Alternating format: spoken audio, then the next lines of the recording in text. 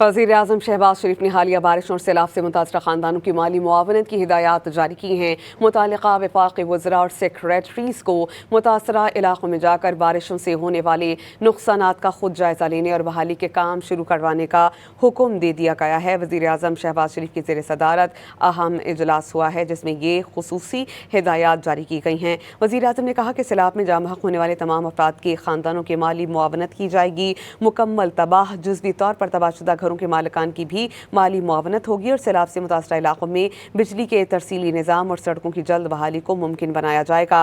वज़ीर-ए-आज़म की मुताल्लिका वफाक़ी वज़रा और सेक्रेटरीज़ को मुतासरा इलाकों में जाकर बारिशों से होने वाले नुक़सानात का खुद जायज़ा और बहाली का काम शुरू करने की हिदायत सामने आई हैं।